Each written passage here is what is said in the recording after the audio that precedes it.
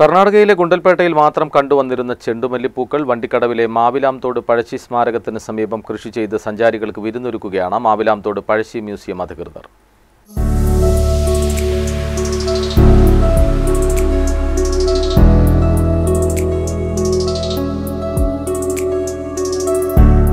കത്തുന്ന വേനലിൽ കാടും നാടും വരണ്ടുണങ്ങുമ്പോൾ മാവിലാംതോട്ടിലെ ചെണ്ടുമല്ലികൾ വർണ്ണവസന്തം വിരിയിക്കുകയാണ്.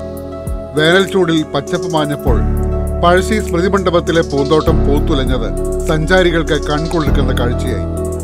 DTPCയാണ് മാവിലാംതോട് ലാൻഡ്സ്കേപ്പ് മ്യൂസിയത്തിൽ ചെണ്ടുമല്ലിത്തോട്ടം ഉണ്ടാക്കിയത്. പഴശ്ശി സ്മാരകത്തിന് മുന്നിൽ പാഴായി കിടന്ന സ്ഥലത്ത് വരിവരിയായി ചെണ്ടുമല്ലി കൃഷി ഒരുക്കുകയായിരുന്നു. രണ്ടു നേരം നനച്ചു വളർത്തിയ ചെടി അപ്പാടെ പൂവിട്ട് തുടങ്ങിയതോടെ കാണാൻ സഞ്ചാരികളുടെ തിരക്കേറി. കർണാടകയിൽ പോലും ഈ സമയത്ത് ചെണ്ടുമല്ലി കാണാറില്ല. ഗുണ്ടൽപേട്ടിൽ നിന്ന് വിത്ത് കൊണ്ടുവന്ന് മാസങ്ങൾക്ക് മുമ്പാണ് വിവിധ വർണ്ണത്തിലുള്ള പൂന്തോട്ടം ഒരുക്കിയത്.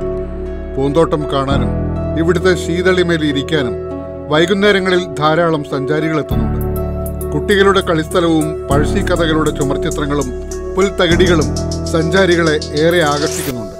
പഴശ്ശിരാജാവ് വീരകർമ്മം പ്രാപിച്ച ഈ മണ്ണിന് അദ്ദേഹത്തിന് നൽകാൻ പറ്റുന്ന ഏറ്റവും നല്ല ഒരു പാർക്കായിട്ടാണ് ഇത് രൂപപ്പെട്ടിരിക്കുന്നത്.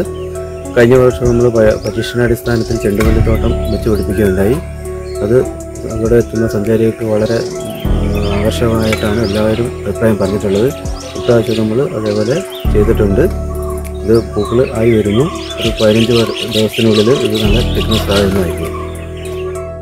കഴിഞ്ഞ വർഷവും ഇതേ രീതിയിൽ ചെണ്ടുമല്ലിപ്പൂക്കൾ കൃഷി ചെയ്തത് വിജയിച്ചതോടെയാണ് ഇത്തവണയും ചെണ്ടുമല്ലി കൃഷി ചെയ്യാൻ അധികൃതർ തയ്യാറായത്. ബെന്നി മാത്യു, വയനാട് വിഷൻ, പുൽപ്പള്ളി.